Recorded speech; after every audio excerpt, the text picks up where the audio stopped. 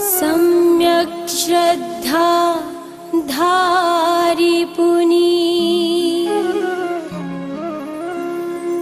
सेवहु सम्यक् ज्ञान स्वपर अर्थ बहु धर्म जुत जो प्रगटावन भान।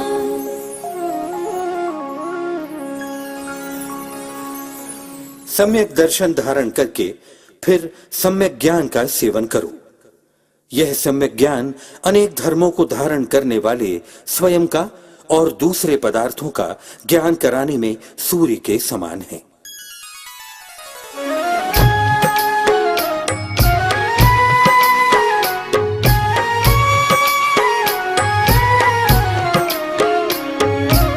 सम्यक साथे ज्ञान होए पै भिन्न आराधो लक्षण श्रद्धा जानी तुहु में भेद अबाधो।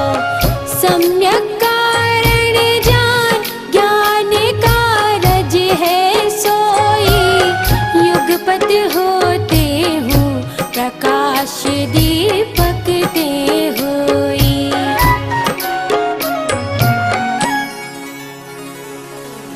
सम्यक दर्शन के साथ सम्यक ज्ञान होता है, तथापि दोनों के लक्षण भिन्न समझना चाहिए, क्योंकि उन दोनों के लक्षण श्रद्धा करना और जानना है, तथा सम्यक दर्शन कारण है और सम्यक ज्ञान कार्य है। ये भी दोनों में अंतर निर्बाध है। ज्ञान और दर्शन एक काल में होने पर भी सम्यक दर्शन कारण सम्यक ज्ञान कार्य होता है। जैसे दीपक की ज्योत और प्रकाश एक साथ होने पर भी दीपक की ज्योति कारण है और प्रकाश कार्य है।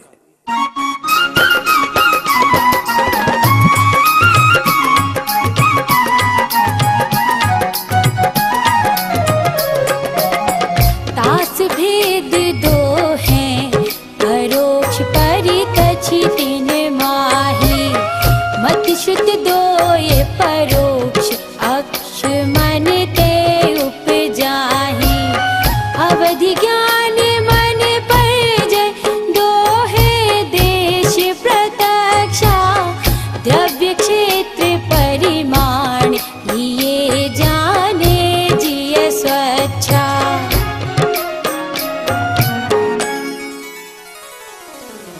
उस सम्यक ज्ञान के परोक्ष और प्रत्यक्ष दो भेद हैं।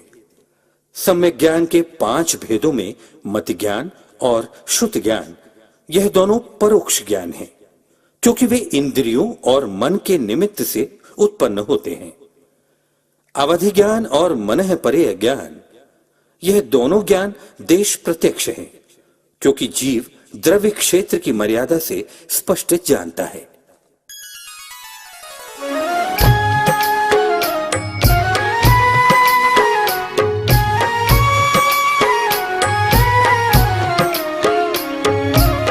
सकल द्रव्य के गुण अनंत पर जाए अनंता जाने के काल प्रगट केवली भगवंता। ज्ञान समान नाम जगत में सुख को कारण इह परमामित जन्म जरा मृत रोग निवारण।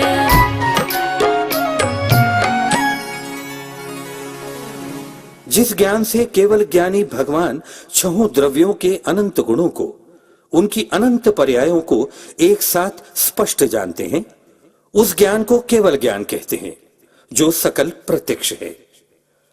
इस जगत में सम्यक ज्ञान जैसा दूसरा कोई पदार्थ सुख का कारण नहीं है। यह सम्यक ज्ञान ही जन्म, बुढ़ापा और मृत्यु रूपी रोगों को दूर करने के लिए उत्कृष्ट अमृत के समान है।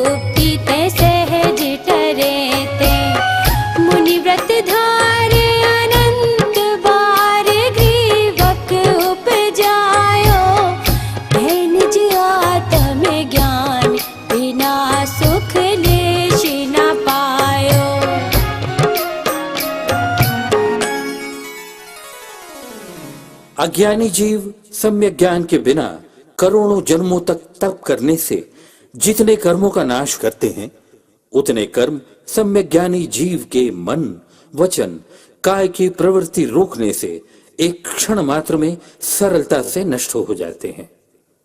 यह जीव मुनियों के महाव्रतों को धारण करके अनंत बार नव में ग्रेवेयक तक उत्पन्न हुआ, परंतु अपनी आत्मा के ज्ञान के बिना किंचित मात्र सुख की प्राप्ति न कर सका।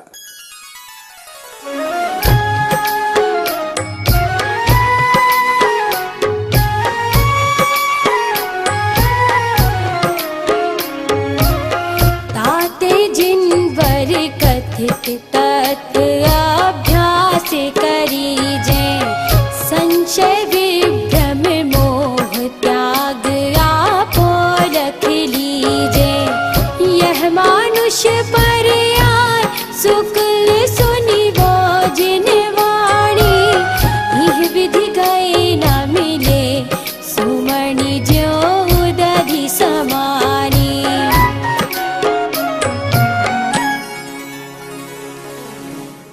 इसलिए जिनेंद्र भगवान के कहे हुए तत्व का अभ्यास करना चाहिए और संशय, विपर्यय और अनध्यवसाय को छोड़कर अपने आत्मा को लक्ष्य में लेना चाहिए, यानी आत्मा को जानना चाहिए। यदि आत्मा को नहीं जाना तो यह मनुष्य भव, उत्तम कुल और जिनवाणी का सुनना ऐसे संयोग मिलना दुर्लभ है, जैसे समुद्र में डूबे हुए सच्चे रत्न का मिलना अत्यंत कठिन है।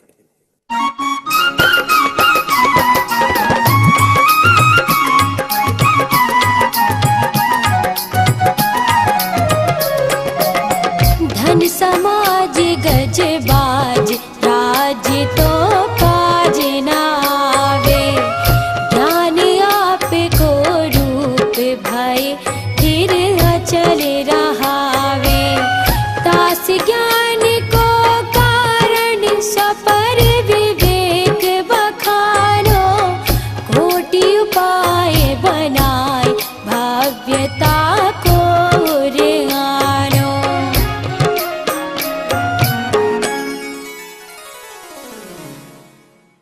धन, परिवार, हाथी, घोड़ा, राज्य तो अपने काम नहीं आते, किंतु सम्यक ज्ञान अर्थात आत्मा का ज्ञान होने पर अचल रहता है।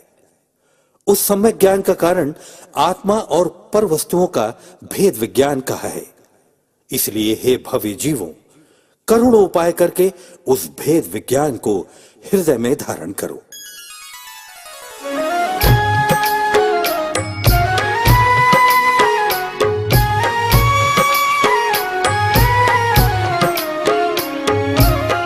जे पूरब शिव गए जाहि अरु आगे जे है, सो सब महिमा ज्ञान तनि मुनिनाथ कहे हैं। विषय चाह दबदा जगत जन अर निध जावे, दास उपाय न आन ज्ञान घन घान बुझावे।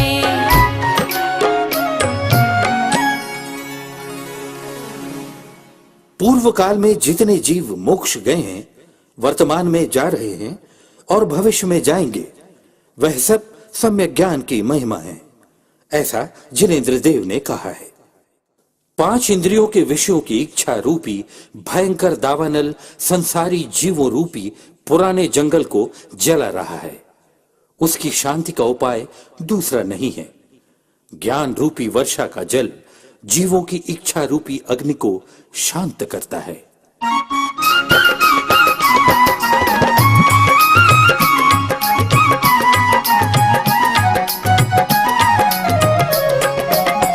पुण्य पाप फल माहि हरख बिलखो मत भाई, यह पुद्गल पर जाय उपजीवन से फिर थाई। लाख बात की बात यह निश्चय और लाओ, तोर सकल जगदंद फंद निज आत्म ध्याओ।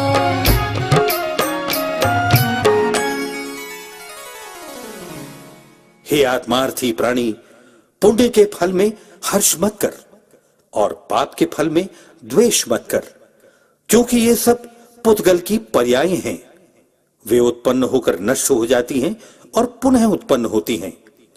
लाखों बातों का एक ही सार है और वह वास्तविक है कि पुण्य पाप रूप समस्त जन्म मरण के द्वंद्व रूप विकारी मलिन भाव तोड़कर सदैव अपने आत्मा का ध्यान करो।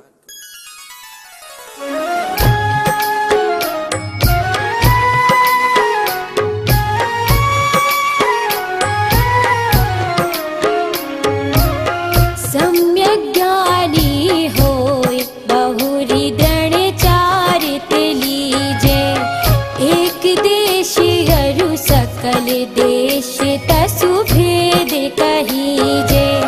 त्रस हिंसा को त्याग वृथा था वरना संहारे, परवधकार कठोर निंद्य नहीं बयन उचारे।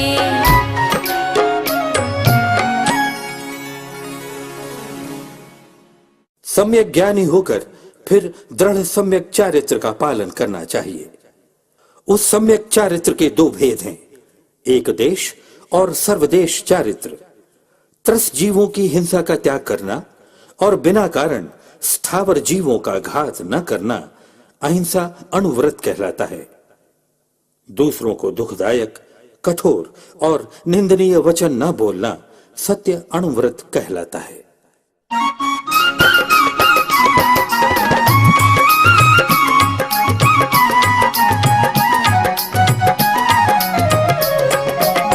जल मृतिका बिन और नाही कछु गहे अदत्ता, निज वनिता बिन सकल नारी सो रहे विरता। अपनी शक्ति विचार परिग्रह थोरो राखे, दश दिशि गमन प्रमाण ठान तसु सीम न नाखे।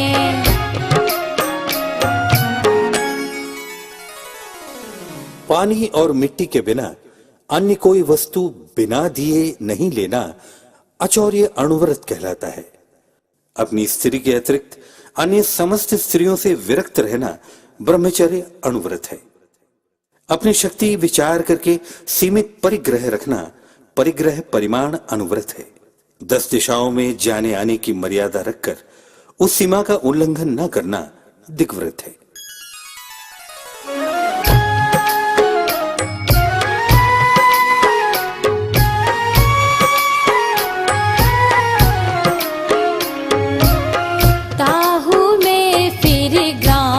गली ग्रह बाग बाजारा, गमना गमन प्रमाण ठान गन सकल निवारा। काहू की धन हानि किसी जय हार न चिंते, ध्येयन सो उपदेश होए अघ बनज कृषिते।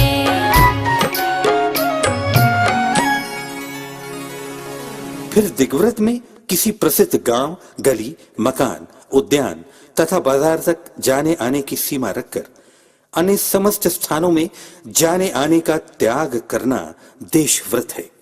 किसी के धन का नाश का, किसी की जीत का, किसी की हार का विचार न करना। व्यापार और खेती से पाप होता है, इसलिए उसका उपदेश न देना। यह सब अनर्थ दंड व्रत के भेद हैं।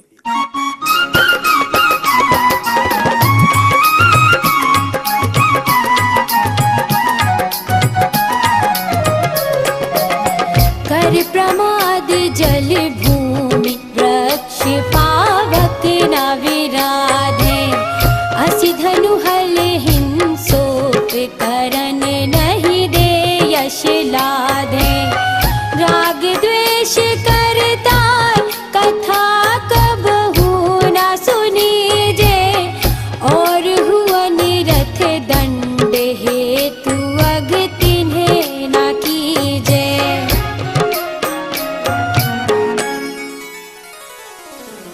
प्रमाद से जल कायिक, पृथ्वी कायिक, वनस्पति कायिक, अग्निकायिक जीवों का घात न करना, तलवार, धनुष, हल आदि हिंसक पदार्थों को दान में देकर यश न लेना, राग द्वेष उत्पन्न करने वाली कथाएं कभी भी न सुनना अनर्थ दंड व्रत कहलाता है। और अन्य भी पाप के कारण अनर्थ दंड हैं, उन्हें भी नहीं करना चाहिए।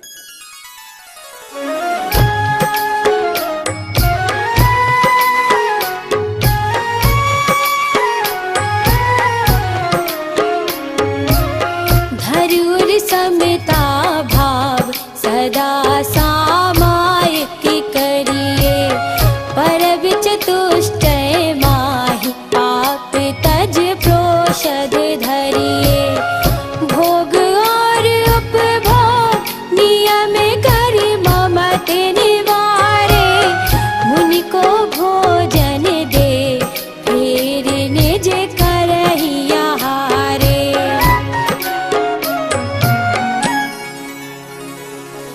मन में निर्विकल्पता अर्थात शल्य के अभाव को धारण करके हमेशा सामायिक करना सो सामायिक शिक्षा व्रत है।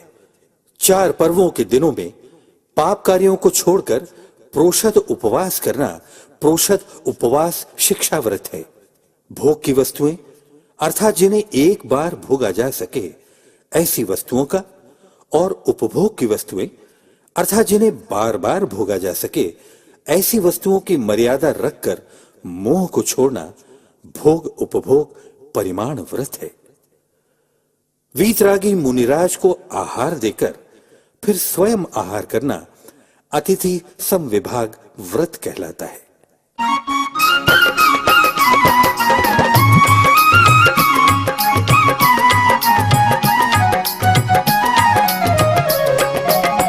बारह व्रत के अति चार पन पन न लगावे, मरण समय संन्यास धारी तसु दोष न शावे।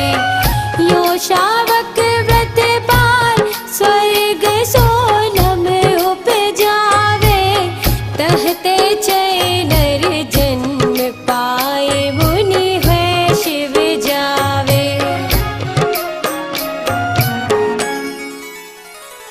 जो जीव 12 व्रतों के 5-5 अतिचारों को नहीं लगाता और मृत्युकाल में समाधि धारण करके उनके दोषों को दूर करता है, वह इस प्रकार श्रावक के व्रत पालन करके 16वें स्वर्ग तक उत्पन्न होता है।